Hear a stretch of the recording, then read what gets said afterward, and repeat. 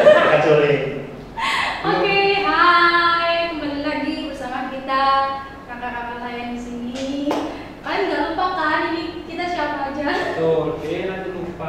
Iya, takutnya lupa. Oh, karena barusan ketemu minggu kemarin. Oh iya, betul sekali. Kita barusan ketemu. Nanti ketemu lagi. Betul. Tapi nggak perlu sih kalau kita nggak Tidak kenalan perlu. sih, kalau ngobrol gitu kan. Takutnya ada anak baru, Betul. anak baru PT yang baru join gitu kan. Kita kenalan dulu Betul. dari Jordi dulu. Oke. Nama, alamat, Oh, tempat lengkap. lahir. Mungkin nama sama Mau interview. Mau interview kayaknya kita. nama juga ya. Iya, nama status. Status. Oh, iya. saya tahu. Terlalu dalam kan juga. Dalam ya. Teman-teman maksudnya. Oke, jadi nama aku Jordi Pariama, Biasa dipanggil. biasa dipanggil Kak Jo. Oh ya, Kak Jo. Jadi nanti kalau kalian ketemu Kak Jo di luar bisa sapa lah, Iya. ya kan Mbak? Kak, siapa nih di samping kanan nih? Nama saya Delvino Kalvi, biasa dipanggil Kak Kalvi. Kak Kalvi. Kak Kalvi. Kalau kakak? Kak Pintal kakak, Kak Fans Kak. Biasa dipanggil Kak Fans atau Kak V. Banyak deh. Pokoknya banyak yang manggilnya tuh aneh-aneh. Kak Meska, Kak Eka. Iya, banyak ya. Iya itu. Banyak. Kalian bebas nanti mau manggilnya apa. Oke, hari ini Kak Meska ditemani dua cowok berbudi. Mereka hari ini janjian guys. Jadi aku di tengah nggak ada. Untungnya aku di tengah ya. Untungnya. Untung. Oke. Udah nggak usah basa-basi deh kayaknya Langsung. kita langsung akan mulai. Kita mau ibadah. Kita juga ibadah singkat di sini.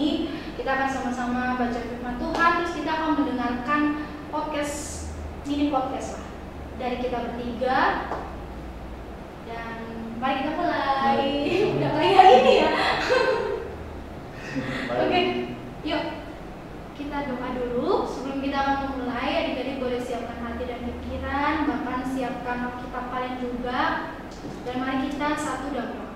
Tuhan, kami mengucap syukur di siang hari ini. Tuhan, Kau kembali mempertemukan kami, anak-anak-Mu, untuk beribadah kepadamu. Walaupun kami hanya bertemu lewat online Tuhan, tapi kami yakin Engkau hadir di tengah-tengah kami, memberkati ibadah kami Tuhan, berjalan dari awal ke tengah hingga akhirnya dengan tidak kurang suatu apapun. Bahkan kebenaran firman-Mu yang akan kami sampaikan sama-sama di sini Tuhan akan menjadi rema di dalam kehidupan kami, menjadi kekuatan kami, menopang kehidupan kami hari lepas hari Tuhan. Terima kasih Tuhan Yesus, kami serahkan semuanya kepadamu Tuhan. Dalam nama Tuhan Yesus kami berdoa, haleluya, amin. Oke, Amin. Kak, kita hari ini akan belajar firman Tuhan dari kitab apa nih? Dari keluaran, keluar. Hmm. Dari kejadian. Coba supaya nggak aku. Iya, Betul. supaya jangan takut kejadian itu di perjanjian baru kan? Enggak dong. Oke, apa? Oke, kejadian berapa Kak? Kejadian 37 ayat 1 sampai 4. 4. Dia ada disiapin tuh Alkitabnya atau boleh terserah nih mau Alkitab yang konvensional ini atau Alkitab gadget atau iPhone atau apa.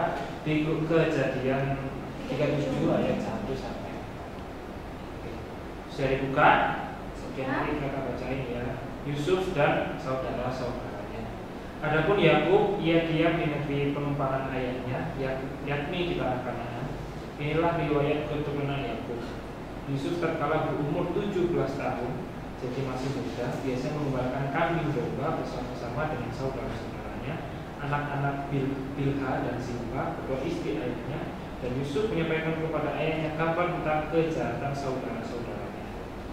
Israel lebih mengasihi Yusuf dari semua anaknya yang lain, sebab Yusuf itulah anaknya yang lahir pada masa tuanya, dan ia menyuruh membuat jubah yang maha indah bagi dia. Setelah dilihat oleh saudara-saudaranya bahwa ayahnya lebih mengasihi Yusuf dari semua saudara-saudaranya, maka bencilah mereka itu kepadanya dan tidak mau menyapanya dengan terang. Iya, sekian jauh pembacaan firman Tuhan kita di hari ini.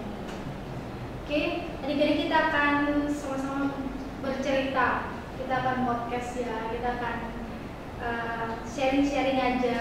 Jadi kalian juga meskipun nyantai di rumah tapi tetap fokus.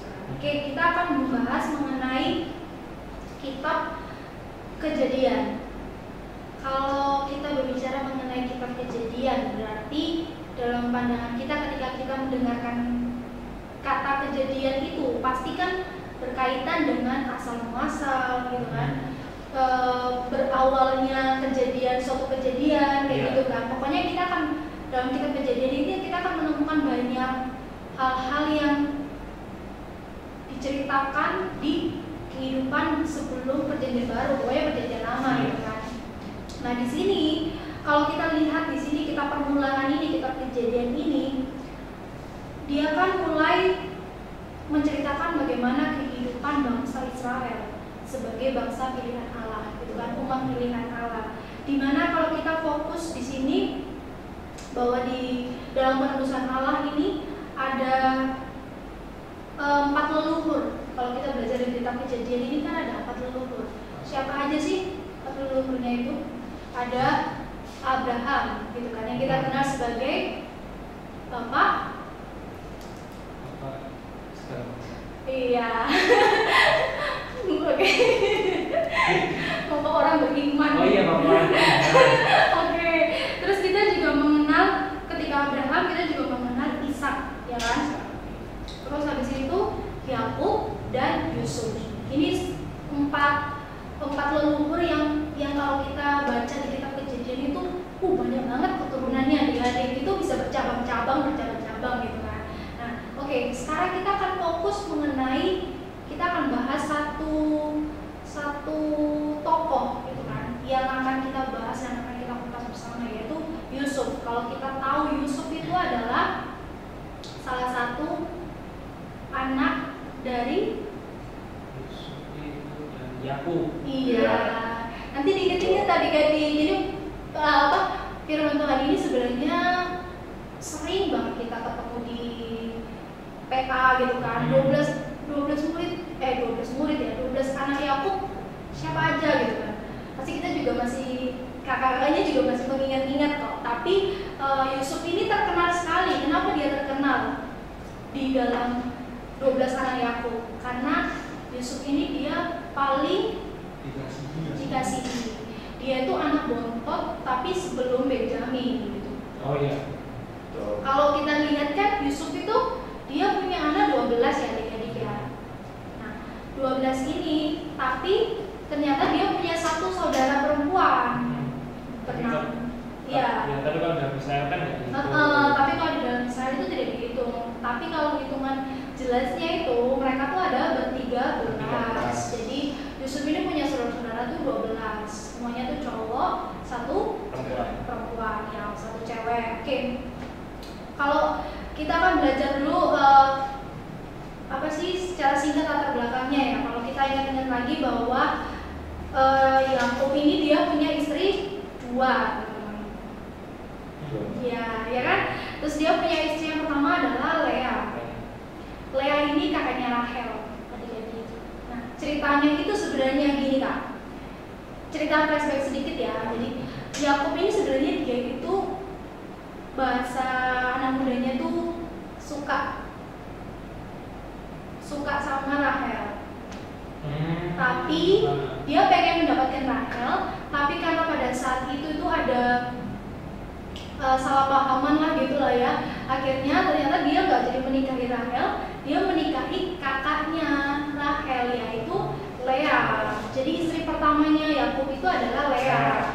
Nah baru ketika dia udah punya anak gitu kan, akhirnya kecantollah sama Rahel juga. Jadi adik-adik klarifikasi juga ya, zaman dulu itu emang boleh menikah tuh lebih dari 1 kali gitu kan. Di dalam Kejadian Lama ini menceritakan seperti itu. Jadi Yakub ini punya istri juga yang kedua yaitu Rahel. Nah Rahel ini mempunyai anak dan anaknya itu adalah Yusuf. Jadi itu sebenarnya anaknya itu banyak teman-teman, tapi yang kita fokuskan di sini kan Yusuf ya. Jadi itu secara singkat cerita sama asal Yusuf ini lahir dari rahimnya siapa ya, dari rahimnya Rahel gitu kan. Dan Yusuf ini dia lahir juga pada waktu ayahnya itu sudah tua gitu, sudah tua dan mungkin kalau kita membayangkan aja aja ya, kalau kita sebagai anak terus kita punya papa udah tua, pasti kan disayang banget lah istilahnya ya. Pasti disayang banget karena kan misalnya udah tua, udah masa-masa mendekati gitu kan. Jadi lebih sayang, apalagi anak ya bungsu lah mendekati. Ya kan dia kan anak ke-11 ya. Iya. Ya kan. Nah, itu kan pasti sayang banget gitu kan. Nah, jadi di situ Yusuf ini dia lahir pada saat Yakub itu pada masa tuanya, dan Yusuf ini sudah terkenal sebagai seorang yang rajin lah, pokoknya kayak gitu. Nanti kita akan jelasin cara kupas secara lengkap lagi di ayat ini oleh kakakku, karena kita bahasnya kan di pasal 37 ini kan. Iya. Jadi apa ini? Jadi keistimewaannya Yusuf sampai dia itu kasarannya apa ya? Dikasih perhatian khusus. Dikasih perhatian khusus. Yang pertama, kalau yang pertama ini bukan apa ya? Bukan mendapatkan perhatian khusus ya. Mungkin karena dia sama saudara-saudaranya itu sudah merupakan tugas wajib. Tugas wajibnya yaitu mengembangkan domba. Karena Yakub ini dia punya peternakan. Iya, peternakan begitu banyak. Ya. Jadi dia sama ke-12 saudara-saudaranya membantu ayahnya di umur yang sangat muda. Kalau ya, kan di umur 17 tahun. 17 tahun sudah mengembangkan domba. Kalau kita umur 17 tahun nggak main ya, Kak? Masih main HP. Kita masih nyantai-nyantai, masih jalan-jalan, masih dapat uang juga dari orang tua, ya kan? Begitu enaknya. Ya kan Yusuf di umur 17 tahun, di umur yang masih muda, dia sudah mengembangkan domba, sudah apa ya, menjaga ternak-ternak ayahnya yang punya itu, kemudian 17 tahun. Terus yang kedua yang menjadi Yusuf ini apa? Dia menjadi istimewa adalah karena dia berani untuk mengatakan apa ya? Kalau yang di ayat kedua, di ayatnya itu yang ke mana ya? Yang kedua, yang akhir. Dan Yusuf menyampaikan kepada ayahnya kabar tentang kejahatan saudara-saudara. Nanti berani mengatakan yang benar. Jadi kalau ada yang salah gini, aku nggak mau ikut yang salah. Kalau ini salah, kalau ini benar ya aku ikutin benar. Terus yang ketiga itu adalah Yusuf bisa apa ya? Yusuf itu lebih dikasihi sama ayahnya. Iya, itu dilihat dari ayatnya yang terakhir itu, tiga yang terakhir, dia menyuruh membuat jubah yang maha indah.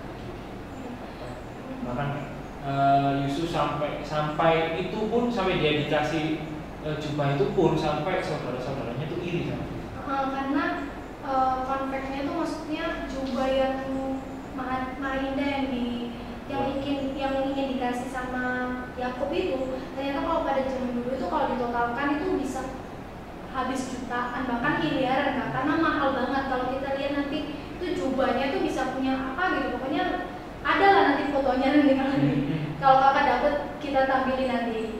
Jadi emang mahal kan, mahal. Brand-brand Gucci gitu. Kayaknya lebih deh Kak. Brand Gucci lebih tingginya apa ya? Bayangkan Supreme gitu. Bayangkan ya kalau misalnya kalian berdua ini kakak adik ya kan, kakak adik cuma dikasih satu tok gitu. Pasti kan cemburu ya kan. Iya benar. Nah, ini kan yang terjadi, yang sama relate banget sama Yusuf sama saudara-saudaranya. Iya betul. Kan? Terus yang keempat, setelah dilihat sesungguhnya bahwa ayahnya lebih mengasihi Yusuf dari saudara, maka bencilah. Ya, makanya itu saudara-saudaranya benci Yusuf. Terus sebenarnya ada tiga, sebenarnya itu ada lanjutannya Kak, dari yang 4 ini kalau kita baca sampai di ayatnya yang ke-11. Nanti PR kalian di rumah dibaca. Sebenarnya itu ada 3 yang membuat saudara-saudaranya itu benci sama Yusuf. Ya. Yang pertama kan ini dikasih jubah yang pertama. Habis itu yang kedua ini, itu adalah mimpi. Kalau kita mau baca lagi itu ada mimpi yang membuat apa ya? Kalau nggak salah itu di ayatnya yang kelima kalau misal kalian baca, karena berkas-berkasnya Yusuf itu, berkas-berkas gandum itu akan mengelilingi dia dan sujud. Jadi kayak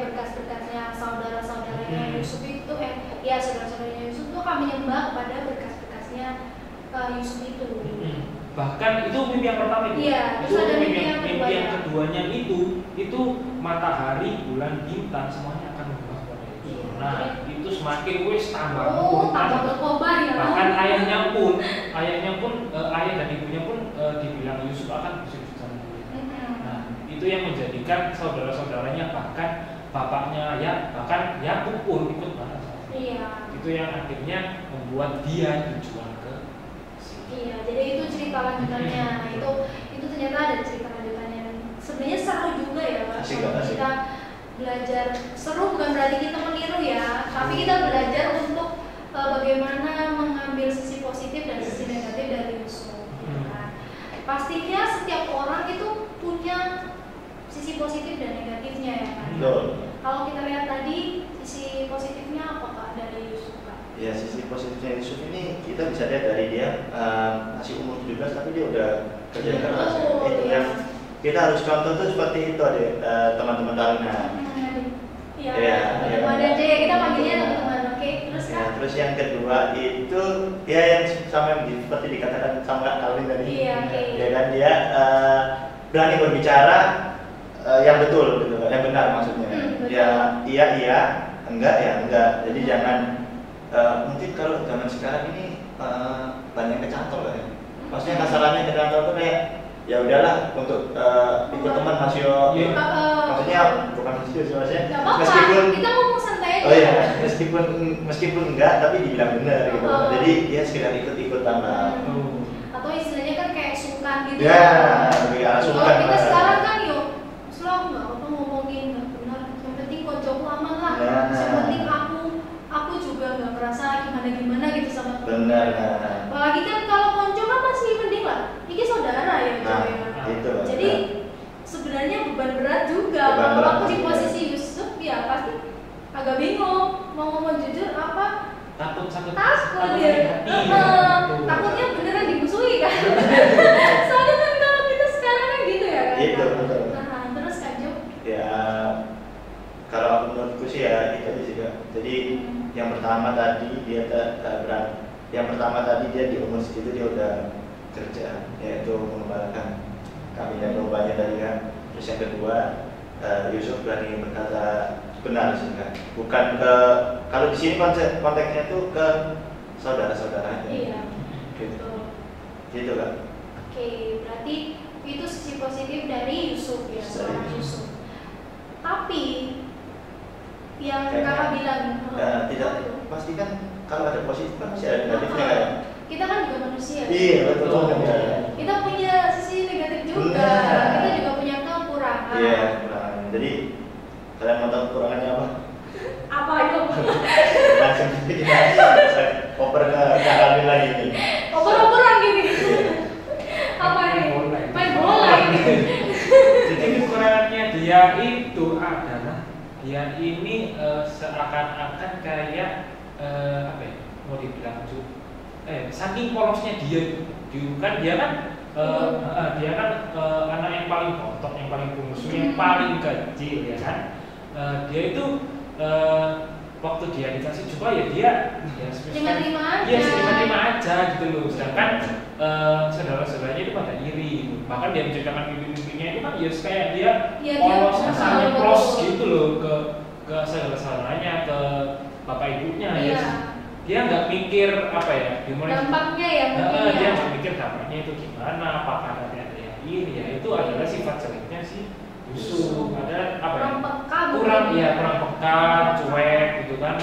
Maksudnya at least kalau misalnya kita ini punya apa ya, kita dikasih sesuatu, maksudnya orang tua kita kasih kita sesuatu, alangkah baiknya juga kita bilang ke orang tua, ya kan, kasih kok komunikasinya mantap atau ke adik atau ke adik supaya adil gitu loh. Kan kalau misalnya adil itu kan nggak cemburu-cemburuan, nggak ada yang marah, nggak ada yang iri hati kok kan ada kasihan, enggak gitu kan seharusnya mungkin pada zamannya Yusuf sangat polos, mungkin sangat polosnya tapi dia nggak tahu, dia nggak peka gitu. Kenapa polos ya?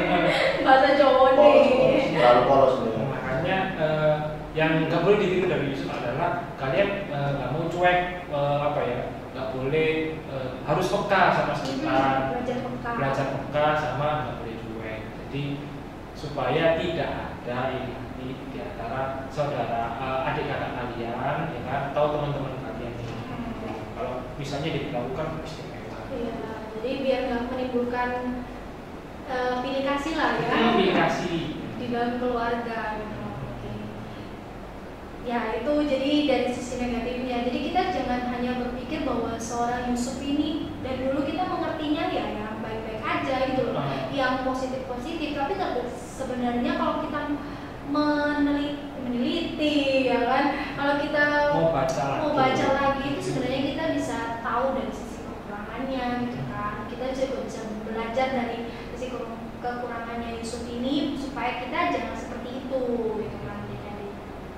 Oke, itu secara singkat ya Kak ya, itu mengenai pembacaan firman Tuhan kita hari ini. Terus apa sih yang kita mau bawa pulang, maksudnya apa yang kita ambil pelajaran dari seorang Yusuf? Kalau kita lihat di sini Kak, itu dikasih tema sama judul pelajarannya yang dari apa sih, SPT ya, Sabda Bina Teruna ini biasanya dari sinode.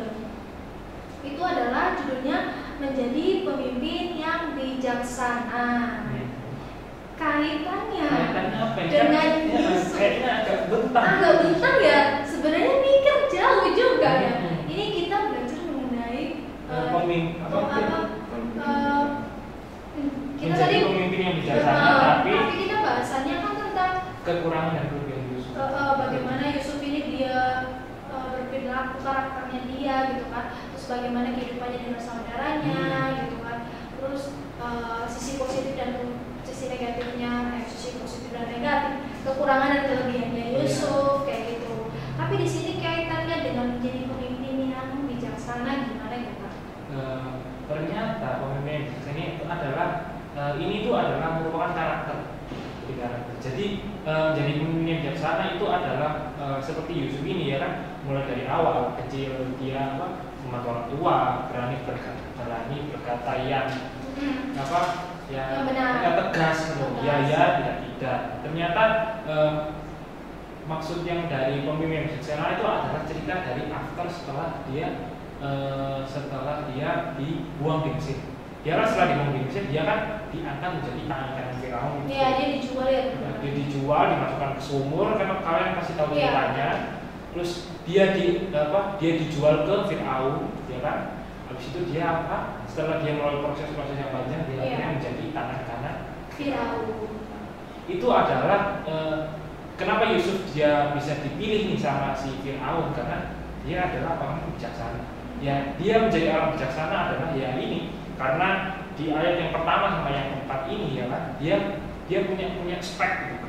Spek itu kayak apa ya? Spek itu kayak dia punya kemampuan gitu. Di umur yang 17 tahun dia sudah bisa mengembangkan domba. Dia berani berkata yang tidak, yang pada yang benar gitu kan.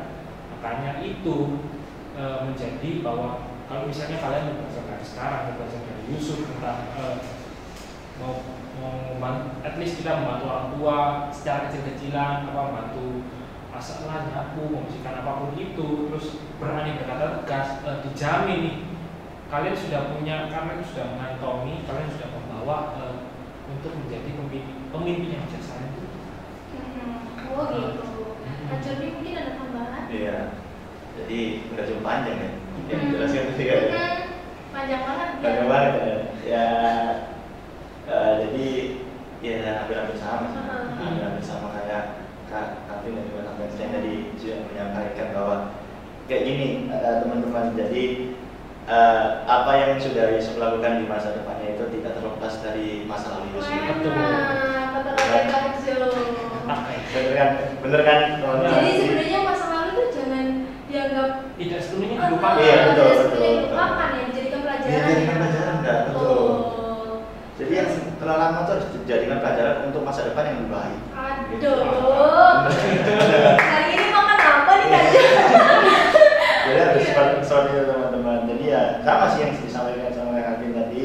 Ketika kita kita mau bekerja, ketika kita mau belajar. Contohnya untuk sekarang adik-adik ini kan sekolah kan untuk mendapatkan ilmu.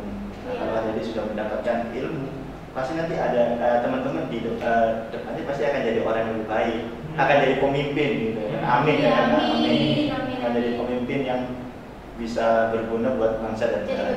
Jadi berkat ya gitu. Jadi terang dan garam gitu. Terus di sini juga ketika Yusuf kan dijual dari gangguannya, ya kan? Dia dijual, ceritanya panjang. Terus kan habis itu kan dia bertemu lagi kan ke saudara-saudara. Ini di sini bayangin nggak ya? Ketika dia itu sudah disakiti, dia udah dijual, udah ya pokoknya dia tuh udah menderita lah istilahnya Yusuf kan. Di sini dia masih bisa mau mengampuni. Sulit ya. Sulit. Itu yang kita harus patut contoh dari Yusuf juga kan. Dari teman-teman dekatnya, saudara.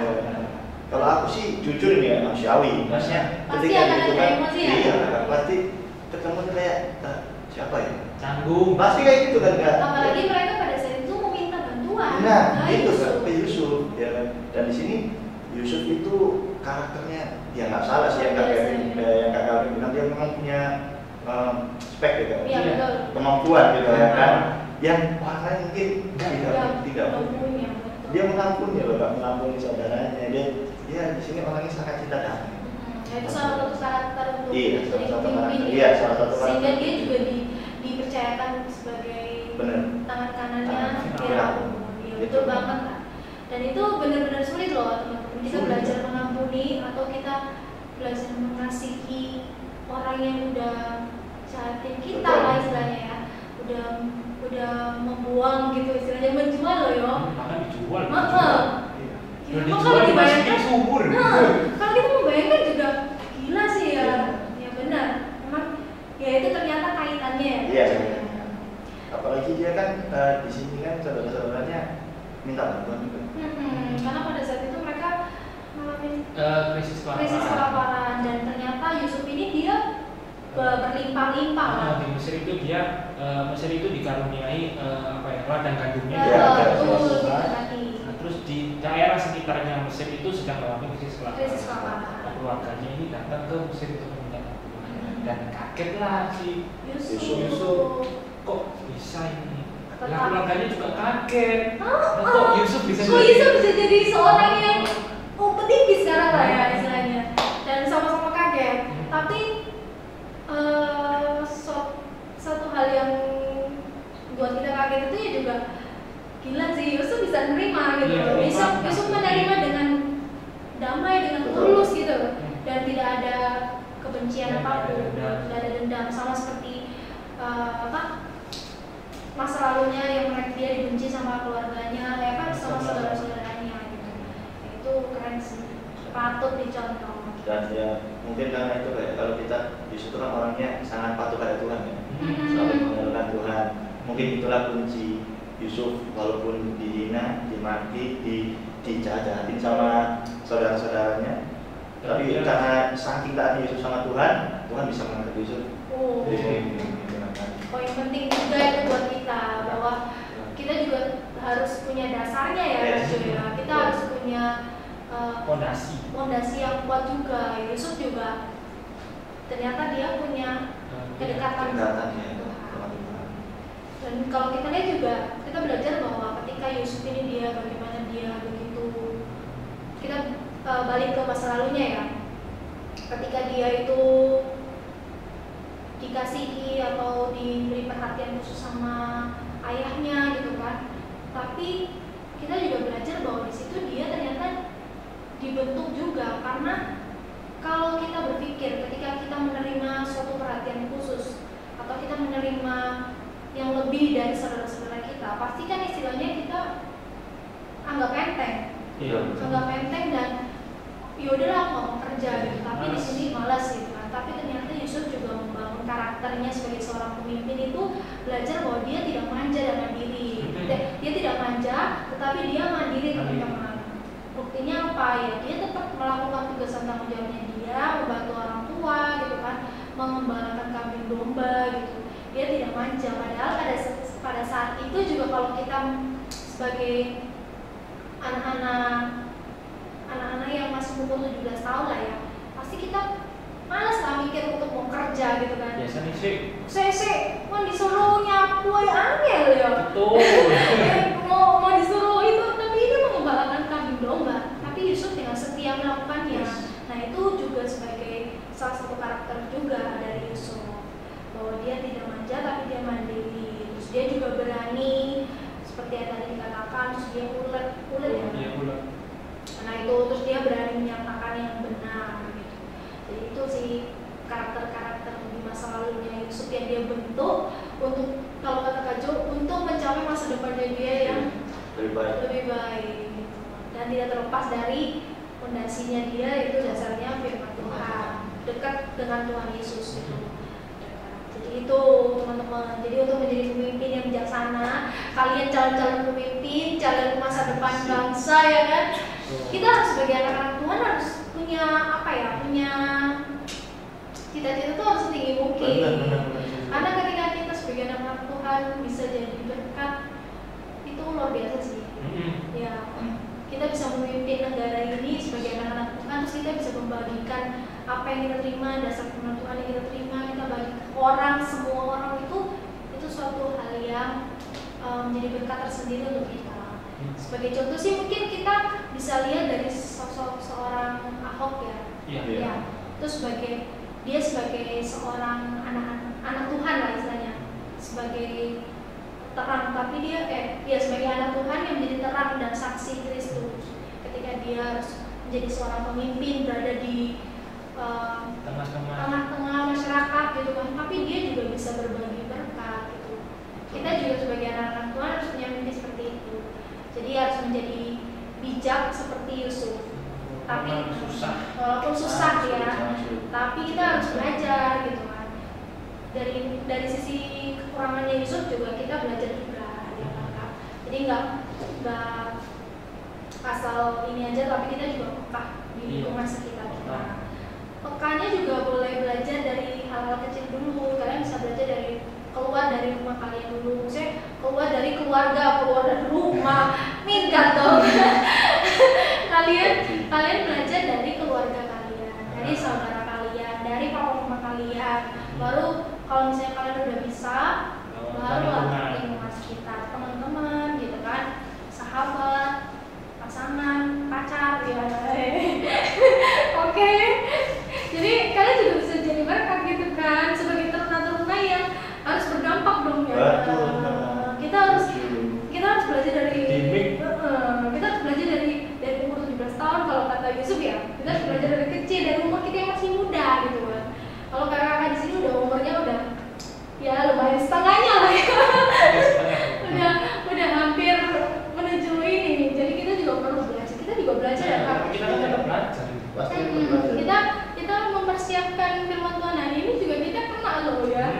Kita juga diingatkan gitu kan. Jadi adik-adik juga semoga harapannya firman Tuhan ini bisa menjadi rema dan berkat buat kalian. Ambil positif-positifnya dari Yusuf, dan yang kekurangannya kita belajar untuk menjadi lebih baik. Oke, amin Kak. Amin. Oke. Puji Tuhan. Ya, oke. Kita tutup Alkitabnya, kita akan berdoa. Kak Jody kita tolong. Ya, berdoa ya. Mungkin ada yang mau doakan. Mereka jawabnya gimana dong Kak? Di dalam komentar. Betul. Di bawah. Atau langsung di DM IG. Oke, DM IG-nya bete gitu. Tapi doanya kita senang. Oh iya, apa-apa. Jadi buat kakak-kakak yang buat adik-adik yang mau doakan langsung Komen. Supaya minggu depan bisa didoakan. Betul. Karena kita minggu depan kan ketemu. Oh iya betul. Nanti dulu kita doa dulu. Oke, kita doa dulu aja ya. Umum aja Kak Jo. Oke, mari kita bersatu dalam doa. Ya Tuhan, terima kasih atas berkat-Mu. Engkau telah memberkati kami dalam pembacaan firman tadi, dan sekaligus kami telah menyampaikan firman ini Tuhan. Ya Tuhan, kiranya firman ini dapat menjadi rema dalam kehidupan kami dan juga ada teman-teman taruna dimanapun mereka berada Tuhan. Ajarkan kami Tuhan untuk selalu takut akan Engkau, untuk selalu mengikuti perintah-Mu saja Tuhan. Dan juga Tuhan, Engkau memberkati teman-teman taruna kami ini Tuhan di dalam masa studi bimbingan. Mungkin ada teman-teman ternak kami juga yang sedang sakit, Tuhan Yesus sembuhkan. Teman-teman ternak kami yang sedang dalam masalah, Tuhan Yesus bantu mereka untuk mencari solusi yang terbaik untuk keluar dari masalah tersebut, Tuhan. Kami juga berdoa untuk orang tua kami dimanapun mereka berada, Tuhan, mama papa kami dan juga tante om kami, Tuhan, dan opa kami, Tuhan. Kami juga di sini berdoa, Tuhan, untuk Kak Jordi, Kak Penska dan juga Kak Kevin dalam masa studi kami, dan juga Kak Penska yang telah bekerja. Tuhan Yesus sertai Kak Penska dalam pekerjaannya, Tuhan. Inilah doa dan ucapan syukur kami, Tuhan. Kau berkati aktivitas kami selanjutnya. Ampuni segala dosa dan salah kami, Tuhan. Hanya dalam saja kami sudah berdoa dan mengucap syukur. Haleluya. Amin. Amin. Oke. Amin. Ya, kita akan dengan pertama dulu nih, Kak, singkat ya. Jadi nanti setelah ini untuk minggu depannya kita akan ketemu lagi. Kita akan ketemu lagi tuh via online ya. Ya, jadi kita 1 bulan itu 2 kali, teman-teman. Kita 2 kali ketemu offline. Terus 2 minggunya kita ya selang-seling. Jadi kita ada offline, ada online. Jadi kalian juga tetap kalau misalnya online jangan males juga gitu. Kalian tetap pantau YouTube kita gitu kan. Terus nanti hari Minggu depan untuk ibadah offline sistem pendaftarannya sama seperti minggu kemarin. Jadi nanti kita akan buka di grup WhatsApp Taruna kita, Taruna Ceria. Yang belum masuk grup nanti boleh komen ke sini lah ya, komen ke YouTube kita, atau kalian juga bisa DM di GPT, atau kalau kalian punya nomor dari kakak-kakaknya, boleh langsung personal chat juga nggak apa-apa. Itu nanti kan boleh. Telepon nanti kelamaan dong, masih ngobrol dong. Gak apa-apa sih kalau curhatnya. Kita siap dong. Jadi nanti dimasukin ke grup Taruna Ceria. Nanti di sana untuk lebih lengkapnya nanti akan diomongin di grup lagi. Jadi pendaftarannya dibuka hari Senin sampai hari Sabtu sih. Kalau misalnya kuotanya masih ada gitu, karena kita juga dibatasi kuota ya teman-teman. Jadi kalian cepet-cepet daftar gitu. Jadi kalau misalnya kuotanya masih ada, pasti gak kita tutup gitu. Kalau nggak ada gimana tuh? Kalau nggak ada, habis gitu takut. Iya. Kalau habis kuotanya sih. Iya. Nah itu. Ada live di IG. Iya, betul. Itu. Aku sampai lupa loh. Ya, kita ada live juga di IG, jadi kalian jangan khawatir. Nah, kalau kalian mau ketemu teman-teman kalian juga bisa cepet-cepetan dong daftar, biar nggak full. Karena kita dibatasi. Tetap pakai protokol kesehatan, kalian tetap jaga kesehatan kalian, tetap memakai masker, kalau keluar juga tetap mematuhi segala prokes yang ada gitu kan, cuci tangan ataupun pakai hand sanitizer. Bolehlah ketemu tapi jaga jarak kayak gitu kan ya. Kalau kita di sini udah vaksin ya. Kita udah vaksin gitu. Terus ini yang terakhir adalah saat teduh. Betul. Karena kita juga udah jarang banget. Dulu kan kita masih punya absen-absen gitu ya, Bang. Kemarin aja absennya mungkin lupa. Iya, harus dikaji ulang kita harus baru juga gitu. Jadi ingetinnya ya ini aja ya, ngomong ya, dan kalian harus tetap satu di rumah, mencari firman Tuhan dan berdoa. Oke? Nah, oke, kayaknya sudah sampai di sini aja ya. Kalau kita ingat tadi firman tentang apa aja yang sudah kita sampaikan, diingat dan dirasakan. Jadi selamat hari Minggu, sampai ketemu tanggal berapa? Tanggal 24. Tanggal 24 offline, cepet-cepetan daftarnya supaya kita. Betul. Sampai ketemu. Sampai ketemu lagi hari Minggu, beres berkati. Dadah.